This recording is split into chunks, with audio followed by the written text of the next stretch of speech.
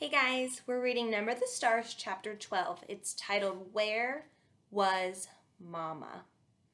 Mr. Rosen tripped on the loose step outside the kitchen door. His wife grasped his arm, and he regained his balance. Dark, Mama whispered as they stood in the yard with their blankets and bundles of food gathered in their arms. And we can't use any kind of light. I'll go first. I know the way very well. And you follow me. Try not to stumble over the tree roots in the path. Feel carefully with your feet. The path is uneven. And be very, very quiet, she added unnecessarily. The night was quiet too. A slight breeze moved into the treetops, and from across the meadow came the sound of the sea's movement, which was a constant sound here and had always been. But no birds called or cried here now in the night. The cow slept silently in the barn, the kitten upstairs in Kirsty's arms.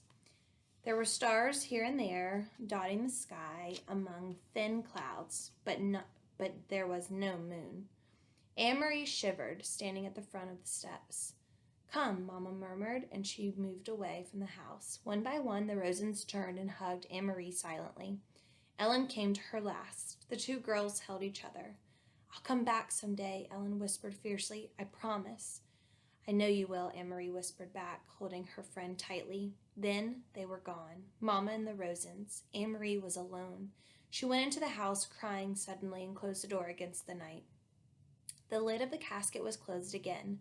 Now the room was empty. There was no sign of the people who had sat there for those hours. Anne-Marie wiped her eyes with the back of her hand. She opened the dark curtains in the window. She curled once more in the rocker, trying to relax. She traced their route in her mind. She knew the old path too, not as well as her mother, who had followed it almost every day of her childhood, with her dog scampering behind. But Anne-Marie had often walked to town and back that way, and she remembered the turns, the twist, the trees whose gnarled roots pushed the earth now and then into knots and clumps, and the thick bushes that often flowered in early summer. She walked with them in her mind, feeling the way through the darkness. It would take them, she thought, half an hour to reach the place where Uncle Henrik was waiting with his boat. Mama would leave them there, pausing a minute, no more, for a final hug, and then she would turn and come home. It would be faster for Mama alone, with no need to wait as the Rosens, unfamiliar with the path, slowly felt their way along. Mama would hurry, sure-footed, now, back to her children. The clock in the hall struck once. It was 2:30 in the morning. Her mother would be home in an hour. Anne-Marie decided. She rocked gently back and forth in the old chair. Mama would be home by 3:30. She thought of Papa back in Copenhagen alone. He would be awake too. He would be wishing he could have come, but knowing, too, that he must come and go as always. To the corner store for the newspaper, to his office when morning came. Now he would be afraid for them, watching the clock, waiting for word that the Rosens were safe, that Mama and the girls were here at the farm, starting a new day, with the sun shining through the kitchen window and cream on their oatmeal. It was harder for the ones who were waiting, Anne-Marie knew. Less danger, perhaps, but more fear. She yawned and her head nodded. She fell asleep, and it was a sleep as thin as the night clouds, dotted with dreams that came and went like the stars. Light woke her, but it was not really morning, not yet. It was only the first hint of a slightly lightening sky, a pale gleam at the edge of the meadow, a sign that far away somewhere to the east, where Sweden still slept, morning would be coming soon. Dawn would creep across the Swedish farmland and coast. Then it would wash little Denmark with a light and move across the North Sea to wake Norway. Anne-Marie blinked in confusion, sitting up, remembering after a moment where she was and why. But it was not right. The pale light at the horizon, it should be dark still. It should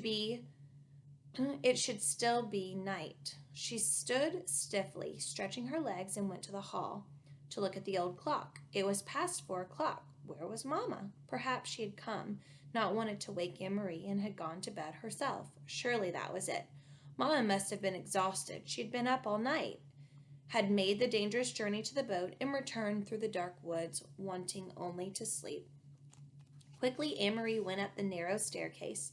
The door to the bedroom where she had slept with Ellen was open. The two small beds were neatly made, covered with the old quilts, and empty. Beside it, Uncle Henrik's door was open too, and his bed too was unused and empty. Despite her worry, Anne-Marie smiled slightly when she saw some of Henrik's clothes crumpled up in a chair and a pair of shoes caked with the barnyard dirt lying on the floor. He needs a wife, she said to herself, imitating Mamma. The door to the other bedroom, the one Kirsty and Mamma were sharing, was closed. Quietly, not wanting to wake them, Anne-Marie pushed it open. The kitten's ears moved, standing up straight. Its eyes opened wide, and it raised its head and yawned. It pried itself out of Kirsty's arms, stretched, and then jumped lightly to the floor and came to Anne-Marie. It rubbed itself against her leg and purred. Kirsty sighed and turned in her sleep, one arm free of the kitten's warmth and comfort, flung itself across the pillow. There was no one else in the wide bed. Anne-Marie moved quickly to the window, which overlooked the clearing that led the path to the entrance. The light outside was still very dim, and she peered through the dimness, trying to see, looking for the opening in the trees, where the path began, looking for Mamma, hurrying home. After a second, she saw a shape there, something unfamiliar, something that had not been there the day before, a dark shape, no more than a blurred heap at the beginning of the path. Anne-Marie squinted, forcing her eyes to understand, needing to understand, not wanting to understand. The shape moved, and she knew it was her mother lying on the earth. We'll stop there.